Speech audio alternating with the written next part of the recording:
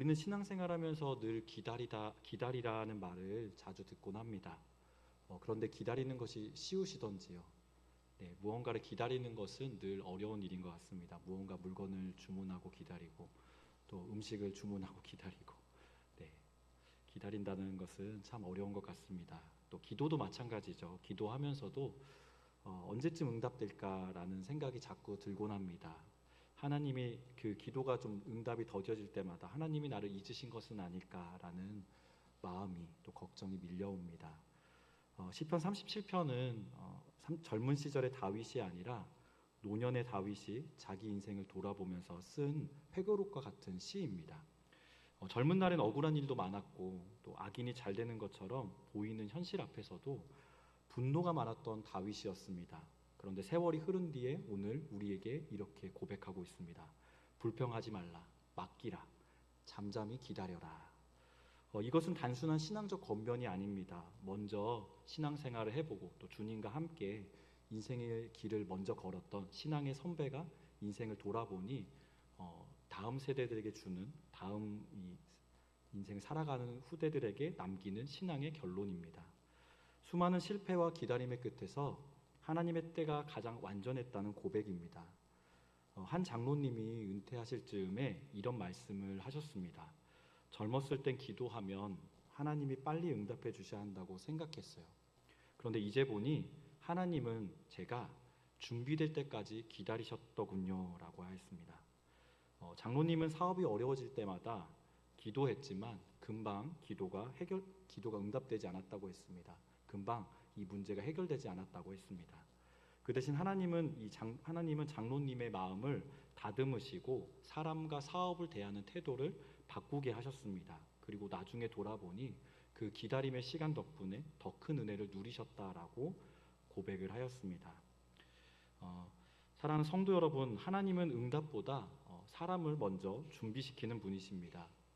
우리가 바라보는 것과 하나님의 바라보시는 것이 좀 다른 것이죠. 우리는 당장의 문제가 해결되기를 원하고 그것에 초점이 맞춰져 있지만 하나님은 우리가 바라보고 우리가 힘들어하는 그 문제보다도 우리 자신을 먼저 바라보시고 우리가 그 문제를 통해서 어떻게 달라지고 또 성장하기를 원하시는지를 그것에 관심이 있습니다.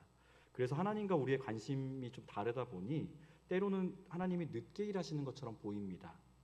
하지만 사실은 우리를 다듬어 가시는 중이십니다. 오늘 본문은 그 기다림의 신앙이 어떤 것인지 세 가지로 우리에게 말씀해 주고 있습니다. 첫 번째는 하나님께 우리에게 맡기는 믿음에 대해서 말씀해 주고 있습니다. 다윗은 오늘 이렇게 말씀을 시작합니다. 내 길을 여호와께 맡기라.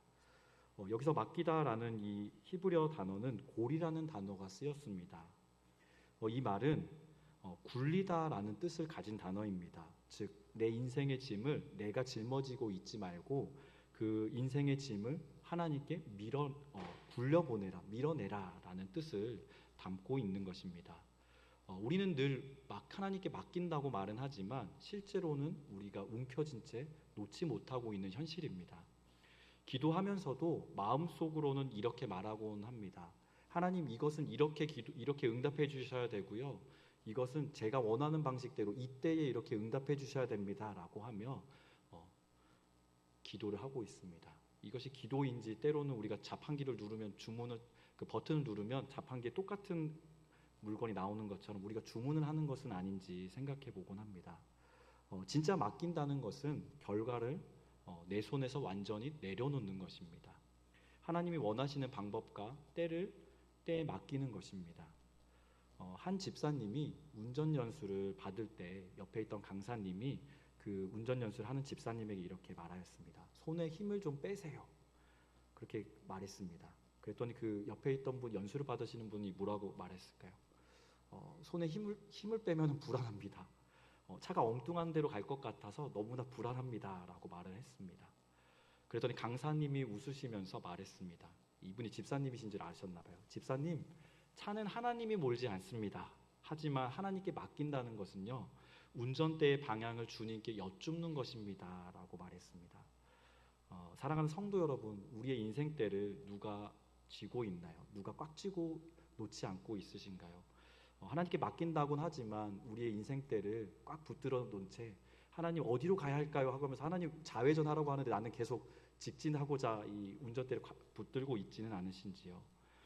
주님께 맡긴다는 것은 결과를 또 과정을 내 손에서 내려놓는 용기가 필요합니다. 하나님 이제 제 길을 하나님께 굴려보냅니다. 이제 주님이 이끌어 주십시오라고 고백하는 것이 믿음의 시작인 것입니다. 두 번째 믿음은 하나님이 이루실 때를 바라보는 것입니다. 오늘 두 번째로 다윗은 이렇게 고백하고 있습니다. 그를 의지하면 그가 이루시고. 여기서 의지하다라는 이 단어는 히브리어로 바타흐라는 단어가 쓰였습니다. 이 말은 단순히 믿는다는 수준을 넘어서서 그분께 기대고 안식을 누린다라는 뜻을 가지고 있습니다. 즉 내가 조급하게 움직이지 않고 하나님께 모든 무게중심을 그분께 두고 있는 상태를 의미합니다. 그 결과는 분명합니다. 그분에게 의지할 때에 그가 이루신다라고 고백을 하고 있습니다. 우리 하나님은 약속만 하시고 약속을 계속 기억만 하고 계시는 분이 아니시고 그 약속을 기억하시고 마침내 이루시는 분이십니다. 우리의 신앙생활은 늘 이 경계에서 흔들립니다. 내가 해야 되나 하나님이 하셔야 되나 어느 때일까? 내가 주도권을 가지냐 아니냐 하나님께 맡기느냐. 그런데 다윗은 명확하게 말을 하고 있습니다. 그가 이루신다. 우리는 순종하고 우리가 기도하고 충실히 오늘을 살아갈 것이 우리가 해야 될 역할입니다. 그러나 결과는 또 그 과정을 인도하시는 분은 주님이심을 믿고 그분께 맡기는 것입니다. 이것이 바로 믿음의 균형인 것입니다. 농사와도 좀 비슷한 것 같습니다. 시골 농부가 씨를 뿌린 후에 매일 밭에 나가서 바라봅니다. 비가 안 오면 어쩌지 하면서 불안해하고 또 싹이 안 나면 어쩌지 하면서 걱정합니다. 그러나 결국 농부는 하늘을 바라보면서 하늘에서 햇빛과 비를 줄 것을 믿고 나아갑니다. 그러면서 이렇게 고백하지요. 내가 할 일은 다 했으니 이제 하나님이 하실 때야 라고 고백을 합니다. 우리의 신앙도 마찬가지입니다. 우리가 기도하고 헌신하고 또 봉사하고 섬기고 여러 가지 역할들을 우리의 맡은 자리에서 성실을 다하지만 그 결과를 우리의 힘으로 얻어내는 것이 아니라 하나님께서 그 하나님의 때에 하나님의 방법으로 이루어 가신다는 것을 기억해야 됩니다. 그래서 우리가 억지로 이루려 하는 것이 아니라 하나님께 맡기고 하나님이 이루신다라는 것을 기억해야 됩니다. 6절의 말씀을 제가 봉독하겠습니다. 내 의를 빛같이 나타내시며 내 공의를 정오의 빛같이 하시리로다. 아멘.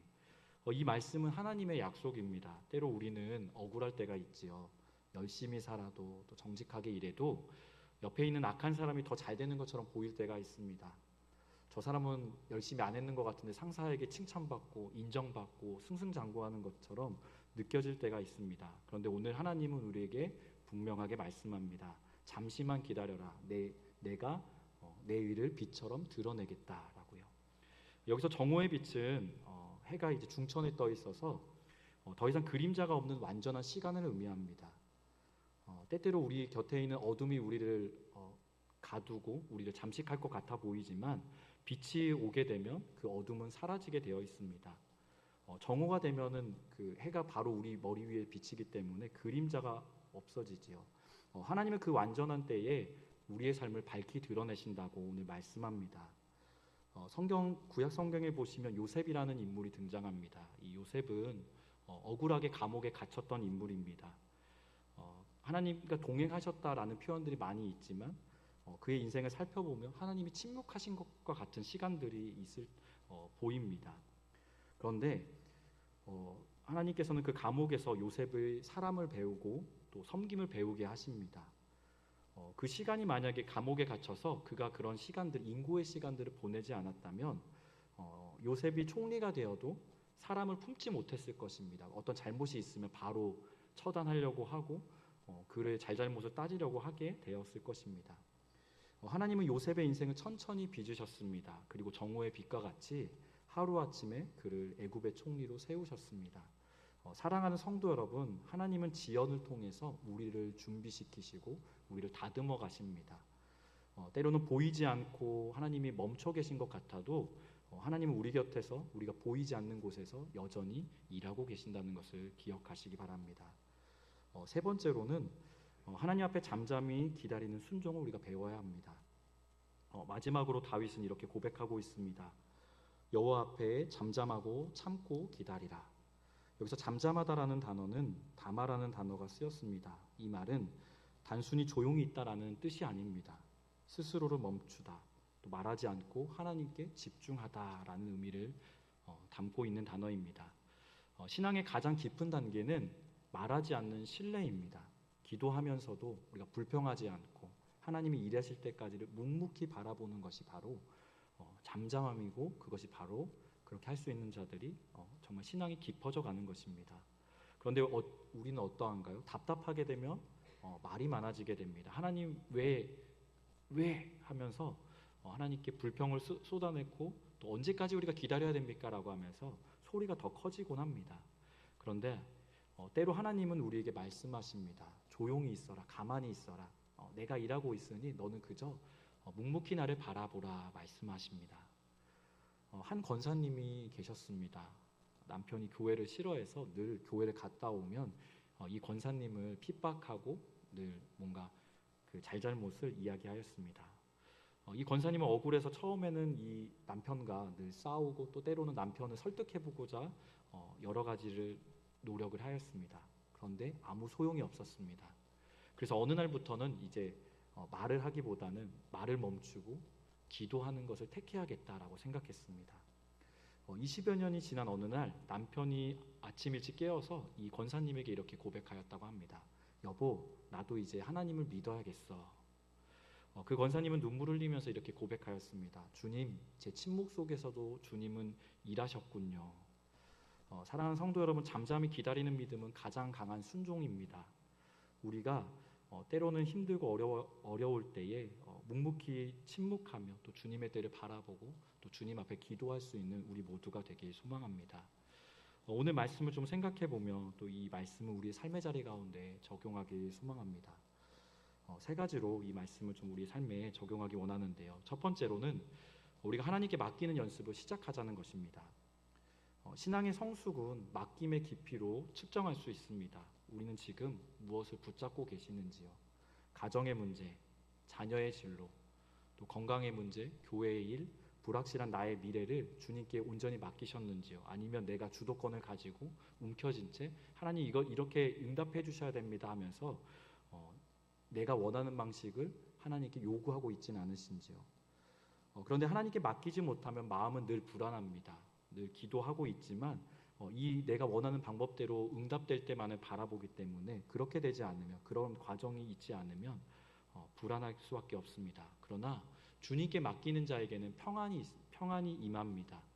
기도는 맡기는 통로입니다. 우리의 뜻을 때로 하나님께서 우리의 필요를 채우시고자 하시는 기도의 통로이기도 하지만, 때로는 하나님께서 원하시고 하나님의 뜻을 알기 위해서, 또 우리가 하나님이 원하시는 방법을 알기 위해서 우리가 기도하며 하나님의 마음을 구하는 시간입니다.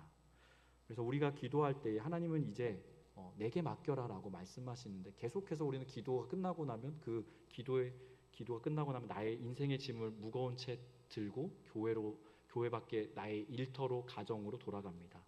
그러면은 온전히 맡긴 것이 아니지요. 우리가 맡긴다는 것은 이제 하나님께 고백하였으니 이제는 하나님께서 이루어 주실 거야라고 하며 평안한 마음으로 나아가야 합니다. 어느 교회 성도님이 오랜 세월 자녀의 진로 때문에 마음을 졸이셨습니다. 그러다가 이런 마음이 들었습니다. 이제는 하나님께 정말 맡겨야 되겠다. 내가 원하는 대로 아이가 또 이렇게 이렇게 공부하고 이런 성적이 나오고 또 이런 학원을 가야 되고 하는 것이 아니라 그냥 하나님께 맡기고 나는 기도하며 또 하나님이 주시는 마음으로 이 자녀를 키워야 되겠다라고 생각을 하였습니다. 그러면서 하나님, 이 아이는 제 아이가 아니라 주님의 아이입니다라고 고백을 하며 이 자녀의 문제를 하나님께 내려놓았습니다. 그랬더니 그 후에 놀라운 일이 벌어졌습니다. 하나님의 아이라고 이제 고백했던 순간 정말 하나님께서 이 자녀의 진로를 하나님께서 그 자녀의 상황에 맞춰서 이끌어 가시는 것을 경험하였습니다.